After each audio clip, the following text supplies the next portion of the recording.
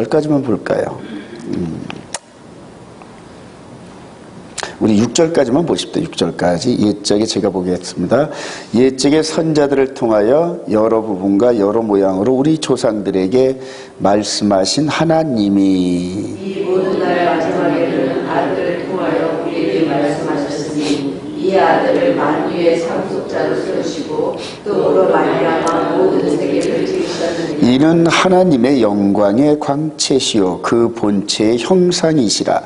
그의 능력의 말씀으로 만물을 붙드시며 죄를 정결하게 하는 일을 하시고 높은 곳에 계신 지극히 크신 이의 우편에 앉으셨느니라. 그가 천사보다 훨씬 뛰어나는 그들보다 더 아름다운 얼굴을 기업으로 하시니 하나님께서 어느 때 천사 중 누구에게 너는 내 아들이라 오늘 내가 너를 낳았다 하셨으며 또다시 나는 그에게 아버지가 되고 그는 내게 아들이 되리라 하셨느냐. 또 그가 맏아들을 이끌어 세상에 다시 들어오게 하실 때 하나님의 모든 천사들은 그에게 경배할지어다 말씀하시며. 그래요. 이제 천사들에 대한 당시에 초대교회 시대 때에 천사들 숭배 사상적인 어떤 이런 부분들이 있었어요. 근데 그 천사, 영적 존재인 천사보다 더 위에 계신 분이다. 우리 다니엘서에 보면은 다니엘이 기도할 때 바사군이 막았기 때문에 누가 왔다? 미가엘. 그래. 가브리엘이 하나님의 그 응답의 메시지를 들고 다니엘에게 오는데 바사군이 하늘에 검문소를 만들어가지고 막았단 말입니다. 그러니까 가브리엘 천사 힘으로는 뚫고 나오지 못했어요. 그럴 때 누구? 천사장 미가엘을 보냈단 말이에요. 그러니까 그렇게 해서 응답을 가져왔노라. 이렇게 이제 다니엘서에 기록되어 있어요. 그래서 이 유대인들은 이 천사의 숭배적인 어떤 이런 면들이 있습니다. 그런데 그 천사보다 더 뛰어난 분이 누구다? 예수 그리스도시다. 그럼 그 예수 그리스도가 현재 어떻게 지금 뭔 일을 하고 계시는지 3절 하반절에 보니까 죄를 정결하게 하는 일을 하시고 즉 마치시고 높은 곳에 계신 지극히 크신 이의 우편에 앉으셨느니라. 이게 이제 말기세덱 대제사장 얘기입니다, 여러분. 시편 110편에 보면 말기세덱 대제사장에 대한 말씀이 나옵니다. 자, 근데 여기서 포인트가 뭐냐면 6절인데 그가 맏아들을 이끌어 세상에 다시 들어오게 하실 때에 하나님께서 그 맏아들 예수아를 세상에 다시 들어오게 하신다니. 이게 뭔 뉘앙스입니까? 재림이란 말입니다. 주의 재림. 이해가 되시면 아멘. 이제 이런 포인트를 가지고 자, 우리 주님이 재림을 하시는데 한일에 즉 이전까지는 이제 69일에가 지났습니다, 여러분. 69일에가 이미 지났습니다. 자, 그러면 이스라엘 백성들을 70일에로 한정해놨단 말입니다. 정해놨단 말입니다. 이거를 움직이면 안 돼요. 그러니까 이거를 움직이면은 성경을 막 뒤틀리게 하는 겁니다. 그래서 이거를 고정시켜 놓은 상태에서 여러 가지 말씀들을 자꾸 대입을 해보는 거예요. 자꾸 대입을 해요. 자, 그러면은 우리 주님 다시 들어오게 하실 때에 그러면 성경에서 리미트 라인, 즉 엔드라인으로 그어놓은 한일의 끝에 우리 주님이 오신다니. 우리 주님 오시면 구속사의 모든 역사가 끝이 납니다. 인간의 구속의 역사가 끝이 난다는 얘기예요. 자, 이럴 때 다시 재림하실 때 이분의 이름을 뭐라고 한다? 맏아들입니다. 근데 이걸 히브리어로 보면은 베코르라는 거예요. 이렇게 베코르. 이게 이제 장자랍니다. 장자. 여기 장자. 그래서 예수 그리스도는 하늘의 장자시다. 할렐루야. 맏아들, 독생자. 그래서 이 히브리서 기자는 이 맏아들 되시는 장자 되시는 이분이 세상에 다시 들어오실 때에 그래요. 자, 이 부분을 히브리서 기자는 어떤 그 뉘앙스를 가진 상태에서 성경을 보고 이렇게 맏아들이 다시 돌아오신다 이렇게 얘기를 했을 거예요. 자, 이걸 성경에서 찾아야 됩니다. 그래서 여러분들 히브리 뿌리 안에서 토라 포션을 자꾸 매년 돌아보는 게 너무너무 중요합니다. 자, 여기서 장자가 다시 귀환하는 이런 의미인데, 그러면 장자가 이전에 한번 왔었다는 얘기거든요. 왔었다가 멀리 나갔다가 다시 돌아온다는 얘기. 우리 주님께서 비유를 하시죠. 그대로 임금이 그대로 먼 나라에 갔다가 그 먼 나라 가는 동안에 일을 맡겨놨는데 다시 돌아올 때 이런 식으로 이 사복음서의 비유를 자꾸 합니다. 그게 뭐냐면 당신께서 십자가에 대해서 사역을 마치시고 난 다음에 멀리 갔다가, 즉 하나님 보좌 우편에 갔다가 한동안 너희들 눈에 안 보이다가 다시 돌아온다는 뉘앙스란 말이에요. 자, 이게 역사 속에서, 성경의 역사 속에서 두 번 나타납니다. 두 번 나타납니다. 첫 번째는 이제 창세기 28장, 창세기 28장에 야곱의 스토리에서 나옵니다. 자, 창세기 28장 여기서 여기 야곱의 일생으로 이렇게 하면은 야곱과 에서가 뭐 갖고 싸웁니까? 장자권 갖고 싸워요. 장자권. 이 장자권이 바로 베코르입니다. 그래서 이거를 토라 포션을 저와 함께한 사람들이 이거 첫 보면은 이거 몇 번 했거든요. 그래서 이 야곱과 에서가 장자권을 싸우는데 육신적인 장자는 누굽니까? 에서란 말입니다. 근데 팥죽 한 그릇 가지고 사버렸죠, 그죠? 근데 이미 태 속에서 이미 이 에서와 야곱이 태 속에서 싸워가지고 결론이 납니다. 그래가지고 작은 자가, 즉 큰 자가 작은 자를 섬기리라, 이런 식으로 결정이 난 것이 삶의 여정에서 확정되는 장면들이거든요. 자, 여기서 에서의 장자권을 뺏고 아버지의 축복을 딱, 이삭의 축복을 받고 나니까 에서가 화가 나가지고 죽이려고 그러잖아요. 그러니까 어머니 리브가가 야야 너 여기 있다가는 너 죽는다, 형한테 맞아 죽는다, 한 주먹거리도 안 되니까 외삼촌 라반의 집에 좀 가 있어라, 이렇게 해가지고 피신을 보냅니다. 그게 이제 창세기 28장입니다. 창세기 28장. 그래서 장자, 즉 하나님께서 인정하신 장자는 아비 집에서 떠날 수밖에 없습니다. 아비 집에서 떠납니다. 이거를 이제 베델이라는 거예요. 베델.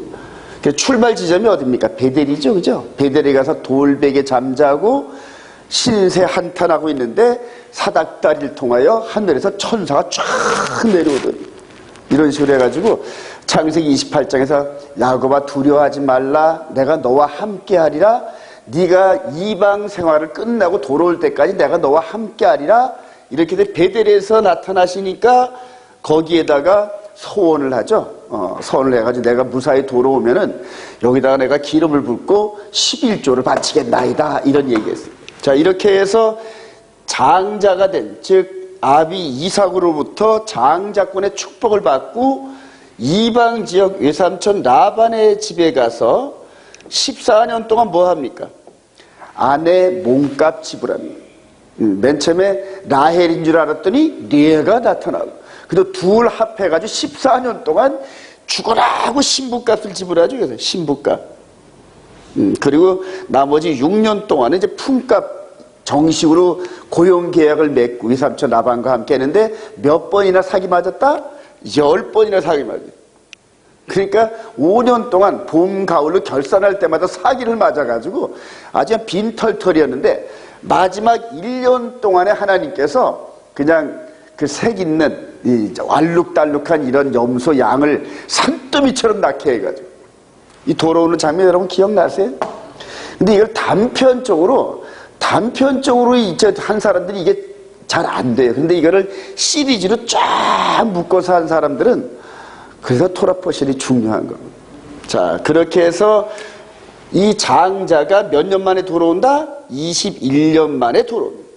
그리고 다시 에서와 만나가지고 야복강에서 둘이 화해를 하면서 공식적으로 야곱이 장자로 서는 겁니다. 여기 이제 1단계예요. 장자권 싸움. 이해가 되시죠? 그러니까 여기에서 보세요. 장자는 이방 지역에 가서 죽도록 고생하면서 신부값 지불하고 신부를 데리고 오는데 4명, 아들도 12. 그 다음에 재산을 맡고 있는 이방 지역의 그 목부들이잖아요. 목부들은 그냥 수없이 많이 데리고 들어옵니다. 그러니까 출발할 때는 혈일단신 혼자였는데 21년 만에 돌아올 때는 그냥 산더미 같이 데리고 들어옵니다. 이게 이제 첫 번째 힌트입니다. 자, 두 번째 이제 요셉입니다. 요셉이 라헬의 아들인데 10명의 형이 있다면 맨 처음에 장자가 루벤이죠. 루벤인데 루벤은 아버지의 첩 비라의 침상에 올라갔다. 네, 아버지의 첩을 건드렸단 말이에요. 그러니까 저주를 받습니다. 아버지로부터 저주를 받습니다. 그리고 이게 이제 레아의 첫 아들인데 레아 계열에서 이 아이에서 시므온, 레위, 유다가 이렇게 있는데 여기다 장자권에 대한 이 상속이 소멸돼 버려요. 그리고 둘째 분 자기가 제일 좋아하는 라헬의 첫째 아들 요셉에게 색동저고리를 입힙니다. 이게 장자권이래요. 너를 장자로 삼노라 이렇게 얘기해요. 그리고 둘이 갈등이 있어요, 없어요? 즉 막내에서 두 번째 요셉에게 장자권, 즉 재산을 넘겨준다는 얘기. 그럼 이들 나이 루벤이나 유다나 이 형들이 불만이 있을 수 있다는 얘기. 그래서 죽이려고 해요. 자, 그래서 장자로 인정받은 자는 이렇게 죽임을 당하는 위협을 받는단 말이에요. 야곱도 죽임을 당하려고 해요. 그 다음에 요셉도 죽임을 당하는데 죽는 바에야 차라리 애굽의 노예로 팔자. 이렇게 해서 은전 20냥에 팔아가지고 애굽으로 내려가요. 자, 여기서는 외삼촌 라반의 집으로 도망가는데 여기서는 강제로 하나님께서 이 형들의 미움을 받게 해가지고 애굽으로 내려가게 합니다. 애굽에 내려가가지고 죽어라 고생하면서 30세에 총리로 등극하고 그 다음에 아내를 얻습니다. 그러니까 아내를 얻으면서 두 아들을 낳는데 첫째가 므낫세, 둘째가 에이프라임이에요. 이런 부분이 조금 이해가 되세요? 조금? 눈치 오세요? 자, 애굽으로 내려간 장자. 자, 여기에서 이 요셉은 이 아내를 얻는 이 대가로 총리로서 충실하게 애굽의 일을 제공합니다. 그리고 10명의 형과 함께 아버지를 전부 데리고 내려와가지고 애굽에서 4대 만에 다시 돌아온다니.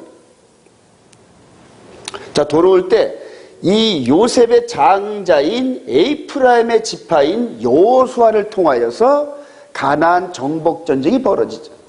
광야 40년을 누가 인도했다? 레위 지파인 모세가 인도했단 말이에요.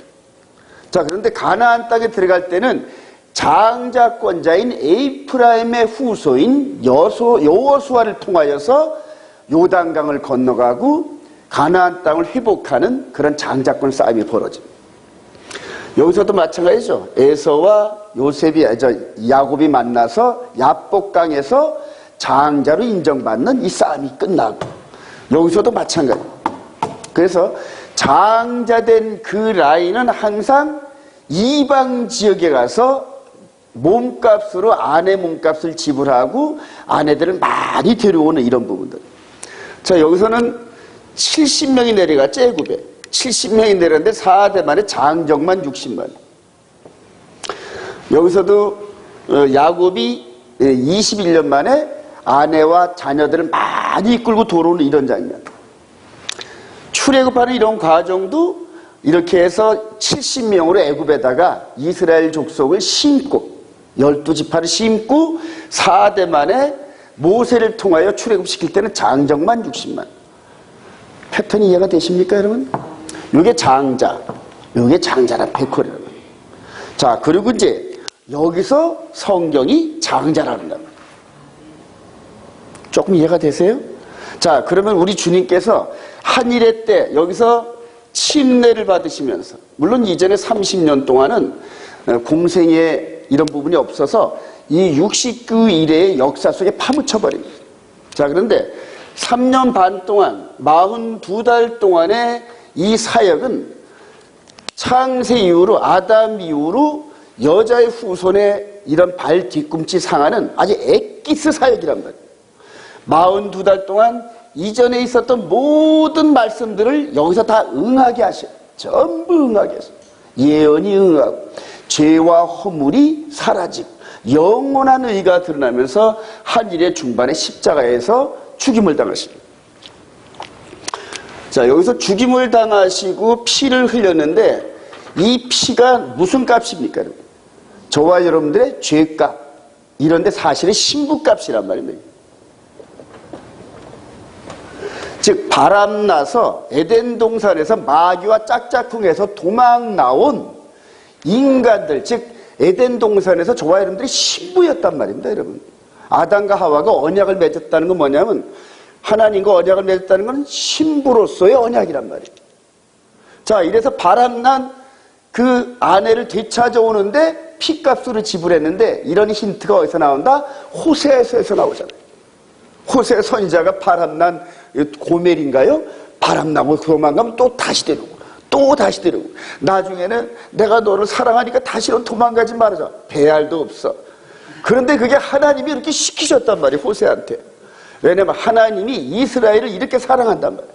이스라엘이 툭 하면 바알신을 섬겨, 아세라를 신겨, 그 다음에 금오스 신을 섬기면서 조금만 소홀하면 이 옆에 쳐다보는 이스라엘. 그러니까 이스라엘과 시내산에서 언약, 결혼 언약을 맺은 야훼께서 그냥 가슴이 조마조마하면서 시기 질투하시는 거예요. 막 질투하시는 거예요. 여러분들 아내가 저 딴 남자 쳐다보는 뉘앙스가 느껴지면은 질투 안 할 남자가 있어요, 여러분? 안 되죠, 여러분. 그래서 잠언서에 보면은 나중에 남의 여자 데리고 놀다가 본 남편한테 들킨 자는 용서를 못 받는다. 이제 그런 대목이 있어요, 여러분. 이런 것들이 전부 다 예수와의 언약 안에 신부를 훔쳐간 마귀가, 즉 간부란 말입니다. 간부. 그래요. 그래서 지금 현재 저와 여러분들은 지금 간부인 마귀와 짝짝꿍을 살고 있었단 말이에요. 근데 그 짝짝꿍 살고 있는 신부의 피값을, 몸값을 지불하는데 죽음밖에 없어요. 죽음. 피값 내요, 그래요. 피값. 근데 이전까지 그 피값에 대한 그림자로 동물 제사를 통하여 계속적으로 왔던 거거든. 근데 그거 갖고 안 되는 거야, 마귀는. 안 돼. 그거 갖고는 안 되지. 그래요. 즉, 영혼의 몸값을 지불해야 되는데, 영혼의 속건제물 대신에 이분이 오셔서 죽어야만 저와 여러분들이 속량된다. 할렐루야. 바로 그래요. 그래서 예수와께서는 아내의 몸값을 지불하시려고 십자가에서 당신이 죽으신 거란 말이에요. 이해가 되시죠? 자, 그리고 그 아내들을 향하여 이제 메시아가 피값 지불했다, 몸값 지불했다, 이제는 너희들이 거듭나고 나와 새 언약을 맺자, 이런 식으로 해서 사도들을 통하여 새 언약의 비밀들을 알려줘요. 저와 여러분들이 새 언약을 맺었는데 이 새 언약의 내용이 뭐다? 이미 시내산에서 두 돌판에 기록되진 그 말씀이다. 그 말씀을 마음판에 새기면서 마음으로까지도 이제는 이전에 내가 바람났던 이것들을 전부 다 회개하면서 본 남편이 와서 나를 위해서 대신 죽은 이 사실, 이 사랑의 사실을 깨달으면서 그 앞에서 통곡을 하고 회개하는 거예요. 그리고 이제 다시는 바람 안 내겠습니다. 이런 식으로 서약하는 게 새 언약이랍니다. 이해가 되시면 아멘. 그래요. 이런 것들이 로마서 7장의 이런 부분에서 아주 막 시부리 뿌리 공부하면 막 비밀이 쏟아집니다. 그래서 로마서 7장 한번 이렇게 보면 아주 얼마나 깊은 사랑의 메시지가 쏟아지는지 몰라요. 그 사랑에 감동해가지고 그냥 죽도록 우리 옛 남편 또 새 언약의 남편이 그분께 충성하는 거예요. 충성. 자, 그럼 여기에서 이제 현장에서 이스라엘 백성들이 우선은 거부했단 말입니다. 거부했으면 포기냐? 아니에요. 하나님께서 이제 이전에 열 지파가 이방의 아수르에 잡혀가면서 한 700~800년 지나니까 이방 지역에 막 섞여 살면서 이방화가 돼버렸어요. 이방인화가 돼버렸어요. 열 지파가 즉 북이스라엘 에이프라임 지파를 통하여 세우신 북이스라엘이 아수르에 멸망을 하면서 전부 노예를 끌려가요. 근데 이방 지역에서 한 7, 800년 정도 사니까는 전부 이방인화 됐단 말이에요. 이들이 전부 다 갈릴리 바다에서 전부 다 낚싯바늘에 끌려가듯이 막 끌려갔어요. 그래서 갈릴리 바다에서 다시 이방 지역에 끌려간 내 백성들, 내 신부들을 다시 불러들인, 그래서 갈릴리 사역을 한 거라고. 네. 자, 그래서 10지파들을, 12사도들을 파송하면서 메시아가 왔다, 너희들의 죄값을 지불했다, 이제는 자유하는 몸이다, 이런 식으로 돌아와라, 이런 식으로 10지파한테 복음을 진 거예요. 천국 복음을. 근데 이 10지파 사이에 살고 있던 이방인들이 이게 무슨 소리야? 메시아가 왔다며? 메시아가 오면 어떻게 좋은 일이 있는데? 예수를 믿으면 너와 내 집에 구원을 얻고 메시아 왕국에 들어갈 수 있는 권세를 얻는다. 할렐루야. 이게 복음이란 말이야. 그럼 우리도 믿어야지.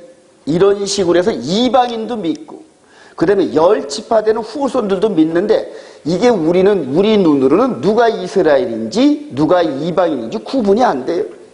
그래서 그냥 상대 가리지 말고 무조건 복음을 증거하는, 때와 장소 가리지 말고 시간만 나가면 복음을 증거하고 예수와를 증거하라. 할렐루야. 그러면 성령님께서 그 메시지로 받을 만한 사람들한테 주신다는 거예요. 신비란 말이에요. 신비. 그래요. 이게 지금 이방 지역으로 이렇게 여기에서 이방 지역으로 한 바퀴 도는 이게 이방인의 충만한 때예요. 그리고 다시 이스라엘로 돌아가면서 이제 여기에서 이 시대에 사자나라, 고음나라, 표범나라, 용의 나라, 이런 것들이 우리가 들어가는 이 길목을 막고 방해한단 말이에요. 그리고 요 십자가를 맺던 이 골고다 언덕, 여기에서 다시 야복강에서 에서와 야곱이 만났던 것처럼 이제는 이방 지역에서 돌아가는 예수 그리스도의 신부들이 때를 져서 이렇게 들어가는데, 여기에 지금 유다 지파가 남아있잖아요. 2000년 전에 예루살렘 성을 중심으로 이 유다 지파가 지금 에서 역할을 하면서 못 오게 막고 있는 거라고요. 자, 우리 주님이 돌아온 탕자 비유할 때 이방 지역에서 돼지 두엄 열매 먹다가 이제는 아버지의 사랑을 깨닫고 회개하고 거짓골로 돌아오는 그 동생을 마다들이 막 타박을 했어요. 저는 뭐 자식 다 재산 까먹고 돌아왔는데 뭔 저걸 하냐고. 근데 아버지는 늘 이렇게 바라보다가 거짓골을 하고는 둘째 아들을 탁 알아보시고 가가지고 머리 깎여주고 목욕시켜주고 신발을 시켜주고 뭘 끼워줬다? 반지를 끼워줘. 그게 장자를 인정해. 그게 장자를 인정한다. 이해가 되시면 아멘. 그래서 저와 여러분들이 이방 지역에 들어가는 저와 여러분들이 장자란 말입니다. 에이프라임 지파의 후손들인데 에이프라임 지파와 연합을 해서 지금 이게 들어가는 거예요. 그래서 에이프라임이라는 그 말이 제 언어가 이방의 충만이라는 뜻이에요. 이방의 충만. 그러니까 두곱이라는 얘기예요. 두목. 여기까지 이해가 되세요? 자, 그러면서 이렇게 들어가가지고 여기서 가로막는 이 적그리스도 세력들을 충돌하면서 들어가는 거예요. 예루살렘. 자꾸 들어가는 거예요. 그래서 여기서 후 3년 반 42달 동안 이 적그리스도와 세상의 모든 악의 세력들이 뭉쳐가지고 욥의 환난 같은 이런 것들을 통하여서 믿음을 무너뜨리는, 즉 예수와를 믿는 믿음, 생명의 성령의 법, 마음 안에 새 언약을 기록하면서 죽도록 충성해. 이제는 2번 실수 안 해. 2번 실수 안 해. 이제는 마귀한테 안 죽는다 그래가지고 먹었단 말이에요. 즉 말씀을 세운 말씀을 비틀었단 말이에요. 마지막 때도 여기서 때와 법을 바꾼다 그랬잖아요. 여러분, 때와 법을. 즉 안식일을 바꾸고 계명을 바꾸고 믿음의 도를 바꾼단 말이에요. 그래서 예수 믿는 오직 십자가의 예수를 믿는 믿음 외에는 우리가 천국으로 예수와의 나라로 돌아갈 방법이 없어요. 나중에 또 한 번 이런 부분들을 로마서 7장의 비밀을 통하여서 왜 예수와뿐인가 이거를 이제 한번 강론할 겁니다. 오직 그분만의 보혈의 피로 우리가 살아날 수 있고 하늘에서 지었던 죄가 사해지고 돌아갈 수 있는 길이 열리기 시작하는 거예요. 저와 여러분들이 지금 어디쯤 와 있냐면 여쯤 와 있어요.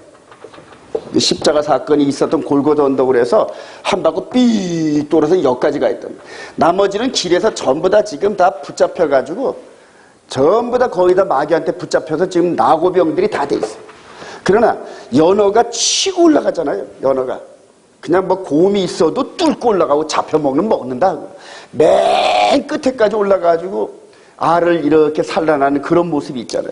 저와 여러분들이 말씀의 샘물을 찾아가지고 올라가는 거죠. 이제까지 이방 지역에 있었던 이방적 개신교의 교리 가지고는 이런 메시지가 나올 방법이 없습니다. 근데 이스라엘 백성들을 통하여서 언약과 샤밧과 절기가 회복되면서 성경이 하나님이 절기를 통하여 이루시는 경륜을 저와 여러분들이 깨닫기 시작한단 말이에요. 그리고 말씀의 샘물을 찾아갖고 올라가는 거예요. 지금 제가 이스라엘을 가기를 그렇게 소망하는 이유가 계시록과 다니엘서와 종말론이 여기 들어가 있어야 풀린단 말이에요. 예루살렘에서 전 세계를 바라보면서 예루살렘을 중심으로 휘젓고 있는 상황이 온몸으로 받아져야 종말론에 대한 이런 모든 계시록에 풀리지 않은 이런 부분들이 막 몸에 와서 달라붙기 시작해요. 이제 이걸 뚫고 나갈 수 있는 길이 이제 이렇게 해서 뚫고 나가는 이 길, 이렇게 뚫고 나가는 이 길이 너무나 좁은 길이에요. 너무나 좁은 길.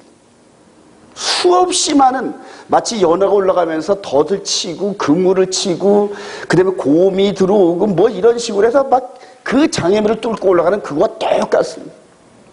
누가복음 한번 가보십시오. 누가복음 21장. 우리 주님이 그런 걸 내다보시면서 여기까지 올라올 수 있는 사람이 몇 명이나 될까 하고 그냥 우리 주님이 누가복음 21장 34절. 너희는 시작. 너희는 스스로 조심하라. 그렇지 않으면 방탕함과 술 취함과 생활의 염려로 마음이 둔하여지고 뜻밖의 그날이 덫과 같이 너희에게 임하리라. 이날은 온 지구상에 거하는 모든 사람에게 임하리라. 이러므로 너희는 장차 올 이 모든 일을 능히 피하고 인자 앞에 서도록 항상 기도하며 깨어있으라 하시니라. 우리 주님이 이 말씀하실 때가 십자가를 짊어지시 바로 직전이에요. 요때쯤에 42달 되기 요때쯤에 지금 이 과정을 쭉 알고 계시는 주님, 우리 주님이 재림한 여기까지 달려와야 되는데 여기까지 말씀을 붙잡고 끝까지 성령님의 인도함 따라서 세상에 이런 어려움과 이런 것들을 극복하고 올 수 있는 심령이 몇 명이나 될 것이냐 하고, 이런 그 여정 속에 수없이 많은 덫이 있는데 이 덫은 민수기를 보면 다 나와 있어요.